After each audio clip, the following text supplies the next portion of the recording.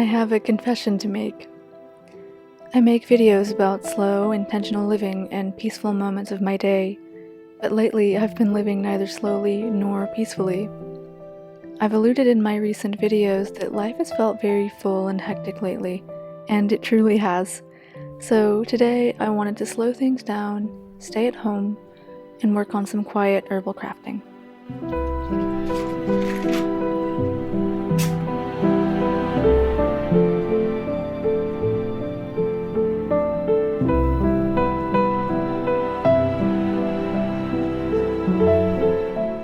It's been a long while since I shared an herbal crafting video with you, so I hope you enjoy this day of crafting as much as I did.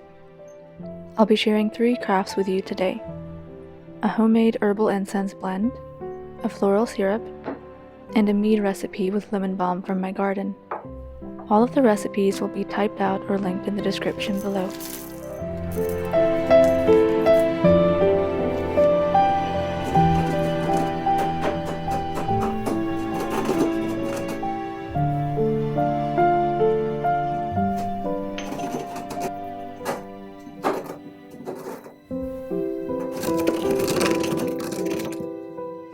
There's barely a month of spring left, and it was a new moon on this day, so I wanted to burn an incense to refresh my space as I prepare for a new season and moon cycle.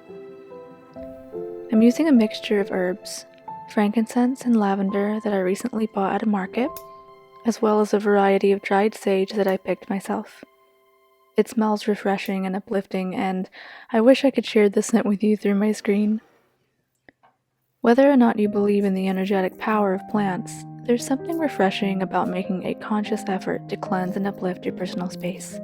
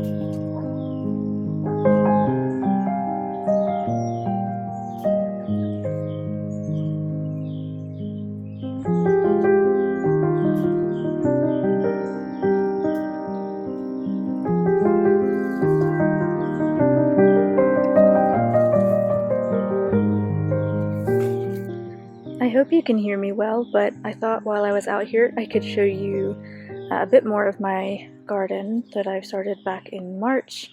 I realized that I showed the process of me clearing this space out, but I've never actually shown you the planting of anything or how it's doing.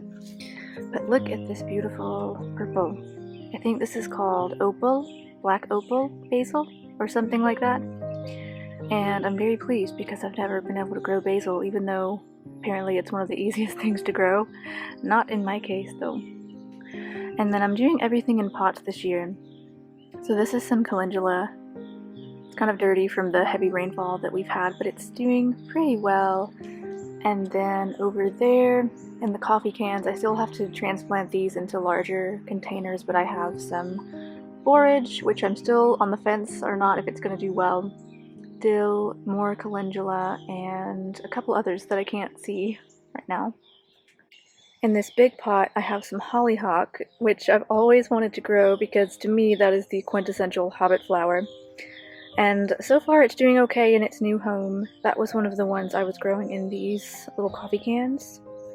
And it's now in its permanent place, hopefully.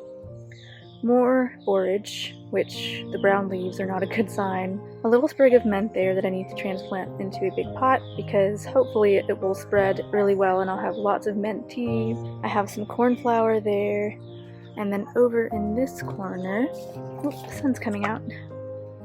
My coworker gave me some St. John's wort. This is the same lady that gave me the mint and lemon balm, so I'm very, very grateful for this. In fact, I think it might even flower this year, so that is very exciting. This will eventually be a giant shrub, which is why I've planted it at the edge of this foundation here. And then just yesterday I spent the afternoon planting my tomato plants.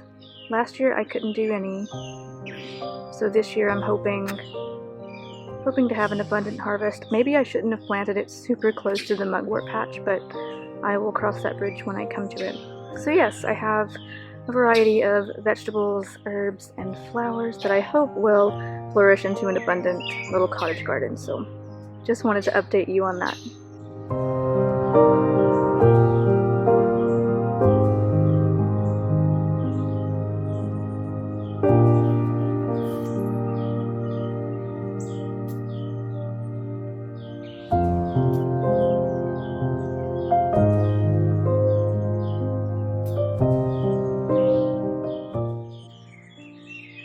Hi, London.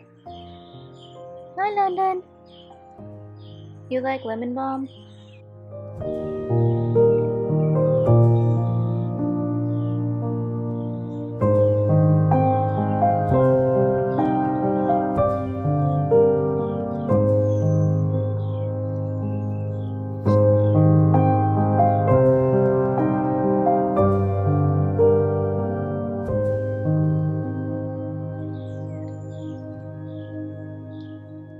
Okay, so I have just picked my beautiful basket of lemon balm, and I picked a few of my wildflowers. They're already fading from the rain, but I still wanted to include them in my late spring altar.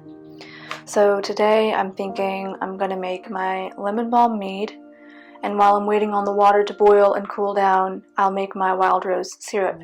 So while the water cools down for the mead, I'll make the syrup, and I just thought we could have a nice cozy herbal crafting day, especially as it's supposed to rain all week and I think it's the perfect excuse to stay inside. So let's get started.